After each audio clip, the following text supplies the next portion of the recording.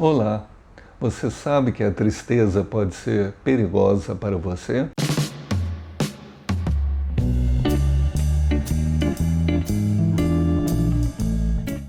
Eu me chamo Adair de Menezes Júnior, eu sou psicólogo, doutor em saúde e estamos com esse canal aqui que tem por objetivo discutir as relações entre psicologia e espiritualidade.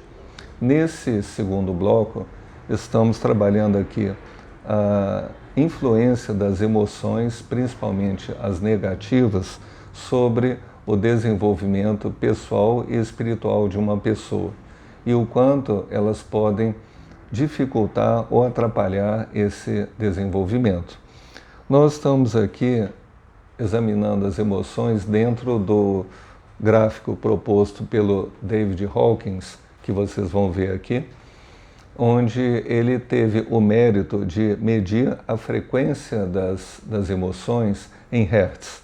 Então, nós já vimos aqui a raiva com 150 hertz, vimos aqui depois os desejos ou compulsões com 125 hertz, vimos depois aqui o medo, que tem a frequência de 100 Hz, e vocês podem ver que nós estamos vendo aqui um abaixamento dessa frequência.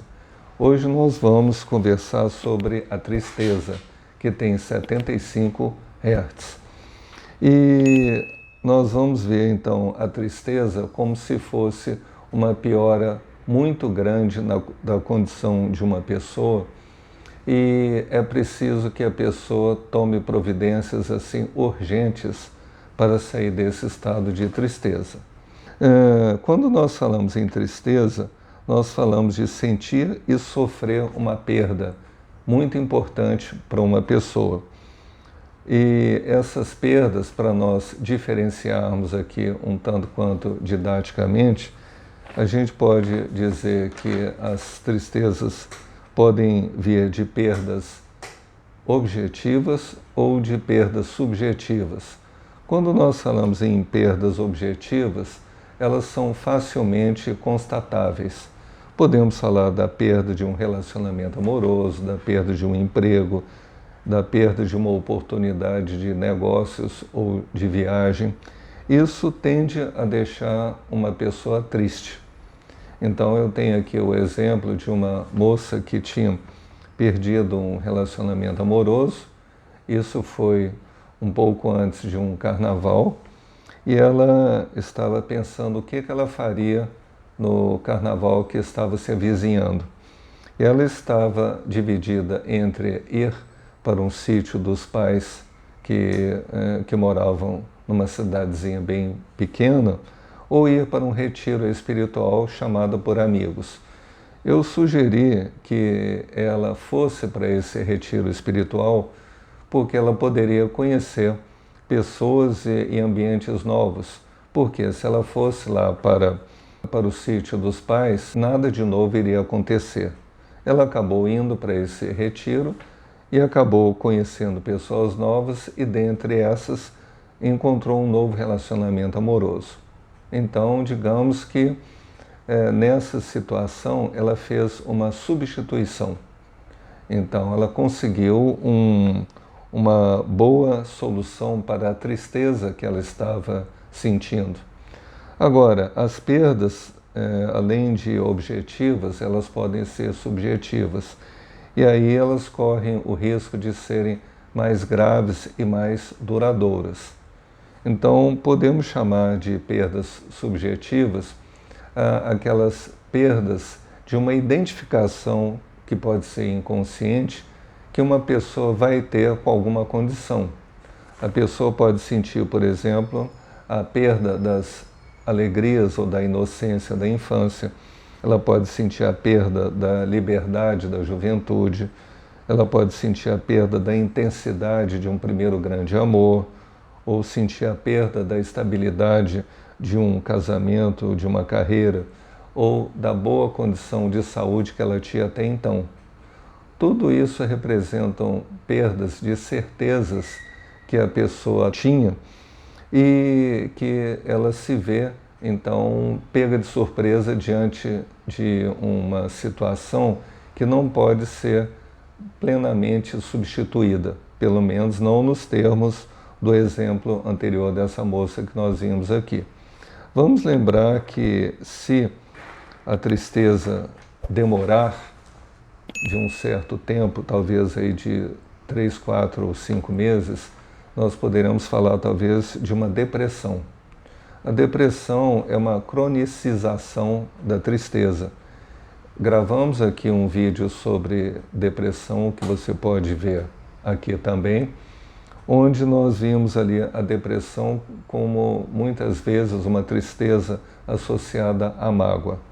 Uma outra condição que pode gerar depressão também, nós vamos falar num vídeo posterior aqui, que vai ser a questão da culpa. A culpa também pode alimentar uma depressão. Mas, de qualquer forma, quando a pessoa vivencia essa perda subjetiva, nós vamos precisar falar numa segunda abordagem para lidar com as tristezas. A primeira abordagem é essa que já comentamos aqui, quando você tenta substituir a perda que você teve. Perdeu um emprego, tente arrumar um outro, perdeu um relacionamento, tente arrumar um outro. Então, isso acaba surgindo. Agora, quando nós falamos de uma perda subjetiva, nós vamos precisar primeiro tentar compensar essa perda. Vamos supor que você perdeu a estabilidade de um relacionamento amoroso ou de uma carreira. Então, você pode pensar a partir daí que você pode desenvolver novas possibilidades de relacionamento ou novos recursos que talvez você nem sabe que você tenha. É por isso que muitas vezes que as grandes perdas nesse sentido, elas antecedem novos rumos de desenvolvimento pessoal. Muitas vezes, novos rumos de desenvolvimento que a pessoa nem imaginava antes. Por isso que nós vamos ver que as pessoas saem de grandes períodos de tristeza fortalecidas pela experiência que tiveram. Então, isso sempre vai ter esse outro significado aqui também. E uma terceira forma de você lidar com uma tristeza seria tentar uma nova compreensão. E aí nós vamos lidar diretamente, né, com a questão da espiritualidade. Você tem aquela historinha sobre o Buda, que ele era um príncipe, que vivia num ambiente muito rico, cercado por pessoas jovens e bonitas. Um dia ele quis conhecer como que era a vida fora do palácio. Ele pediu que um servo o conduzisse para ver o mundo fora do palácio. Ele viu sucessivamente um idoso, um doente e um recém-falecido. E ele não conhecia isso. E foi a partir daí que ele percebeu que a vida poderia caminhar para o fim, esse fim poderia chegar pela doença e as pessoas poderiam morrer. A partir daí foi que ele decidiu deixar aquela vida de luxos que ele tinha e iniciou o caminho da busca espiritual dele, que evoluiu na direção do budismo. Então, nesse sentido, nós vamos precisar de uma nova compreensão de fundo espiritual diante desses grandes reveses da vida. E dentro dessa concepção, dessa nova compreensão, isso se dá por um alargamento do entendimento que a pessoa tinha até então. É nesse sentido que, diante desses grandes reveses, é que nós vamos ver as pessoas que têm uma base espiritual e vão encontrar uma forma de lidar com a dificuldade e a diferença dessas pessoas com aquelas pessoas que não têm essa base espiritual e procurar não pensar nisso, como naquela frase que é falada no princípio de um novo ano: muito dinheiro no bolso e saúde para dar e vender, como se isso resolvesse todos os problemas da vida. Então, nesse sentido, nós precisamos entender que essa dinâmica de ganhos e perdas, de sortes e azares da vida, faz parte de uma dinâmica espiritual da vida.